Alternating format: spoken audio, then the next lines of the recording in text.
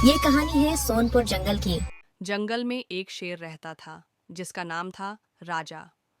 राजा जंगल का सबसे शक्तिशाली जानवर था और सभी जानवर उसका सम्मान करते थे। लेकिन राजा को अपनी शक्ति का घमंड नहीं था। वह एक सच्चा और न्यायप्रिय राजा था जो अपने जंगल के सभी जानवरों की रक्षा करता था। एक दिन राजा जंगल में घूम रहा था जब उसने एक छोटे से बंदर को देखा। बंदर का नाम था मुक्कू और वह बहुत ही चंचल और मजाकिया था। राजा ने मुक्कू को देखा और उसे अपने पास बुलाया। मुक्कू, तुम क्या कर रहे हो? राजा ने पूछा। नमस्ते राजा जी।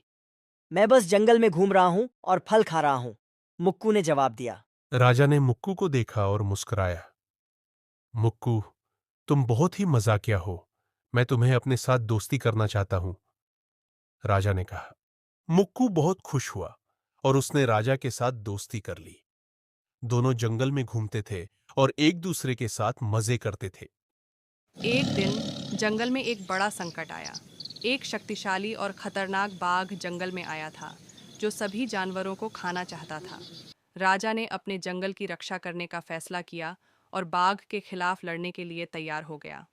लेकिन मैं अकेले बाघ के खिलाफ नहीं जीत सकता। उसने मुक्कू को बुलाया और कहा। मुक्कू, मुझे तुम्हारी मदद चाहिए। हमें जंगल की रक्षा करनी है। मुक्कू ने हामी भरी और दोनों ने मिलकर बाघ के खिलाफ लड़ने की योजना बनाई। मुक्कू बाघ के पास पहुंचा और उसने कहा, महाराज, आप हमारे राजा की तरह इतने शक्तिशाली नहीं है। हर जानवर उनका सम्मान करता है। यदि आप इस जंगल पर शासन करना चाहते हैं तो आपको उन्हें हराना होगा। तुम क्या सोचते हो छोटे बंदर? मैं डरकर तुम्हारे जंगल से भाग जाऊंगा। शायद तुम मुझे नहीं जानते। मैं जल्द ही इस जंगल पर राज करूंगा। मैं तुम्हारे राजा से लड़ने के लिए तैयार हूं। उसे मेरा संदेश दे दो। मैं जल्द ही आ रहा हूं। बाघ की मांग सुनकर बंदर वहां से चला गया। उनके बीच बहुत बड़ी लड़ाई हुई। राजा ने अपनी शक्ति और बहादुरी का उपयोग करके बाघ पर हमला किया। बाघ हार गया। बाघ डरकर भाग गया। मुकू अपने छोटे भाई के साथ ताली बजाता है और उनकी दोस्ती दिन ब दिन मजबूत होती जाती है। जानवरों ने राजा और मुक्कू की बहादुरी की प्रशंसा की और जंगल फिर से खुशहाल हो गया। जंगल में बारिश का मौसम चल रहा था। नानू अपने प्यारे प्यारे बच्चों के साथ घोंसले में बैठी हुई थी। तभी जंगल में तेज हवाएं चलने लगती है। नानू का घोंसला उड़ जाता है। मम्मी, इस अचानक आए तूफान ने हमारा सारा घोंसला तोड़ दिया। अब हम कहाँ जाएंगे? बच्चों, तुम चिंता मत करो। मैं तुम्हें अभी मीनू मौसी के घर छोड़ आती हूँ। तुम्हारा घोंसला बन जाएगा, मैं तुम्हें वापस ले आऊंगी।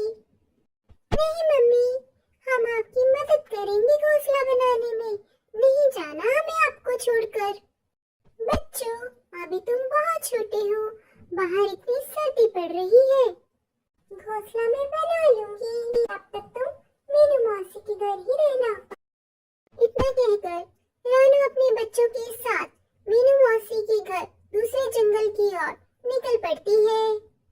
मीनू मौसी के घर पहुंच जाती है और उनके घर का दरवाजा खड़काती है।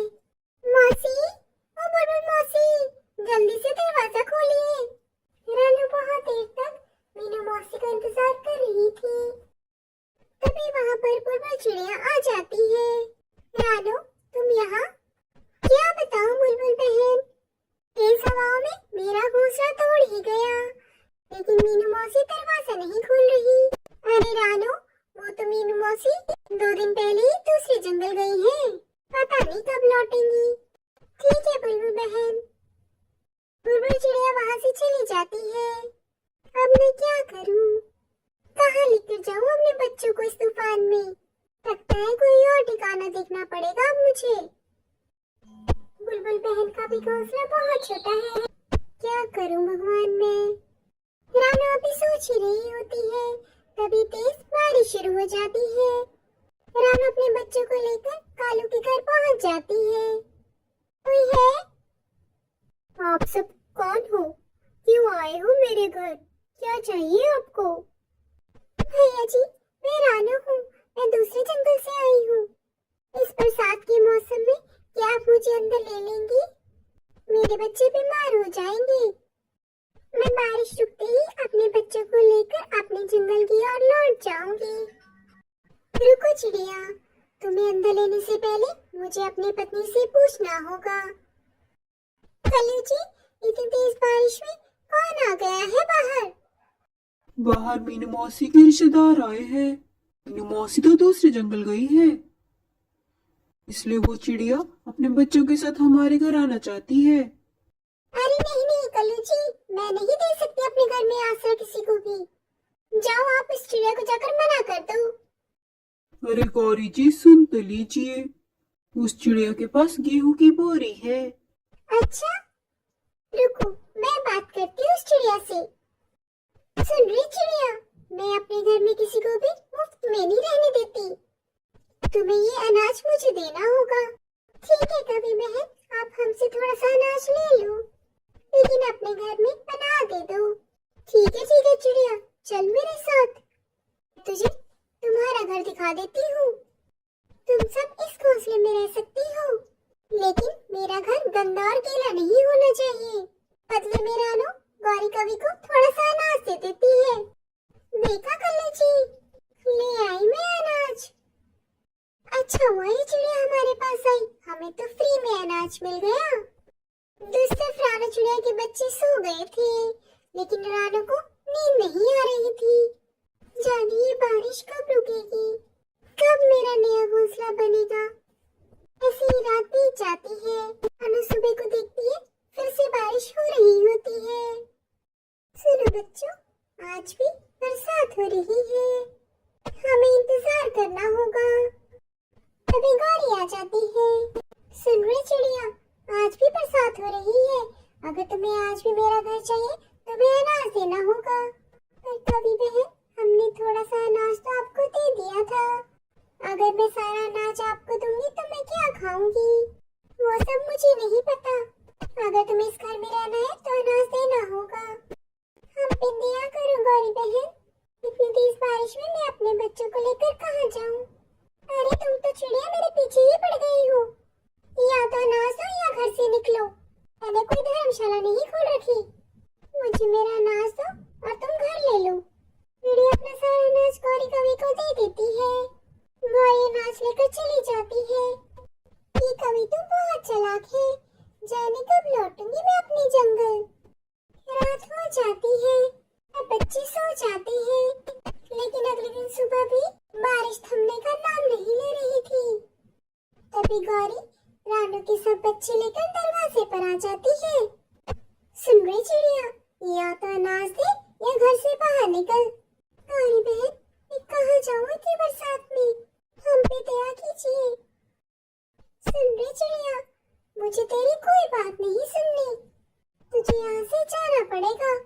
या तो अनाज दे या घर खाली कर।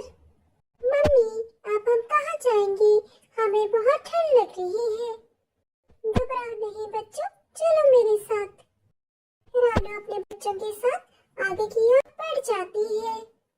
काफी चलने के बाद थककर वो एक बड़े पेड़ के नीचे बैठ जाते हैं।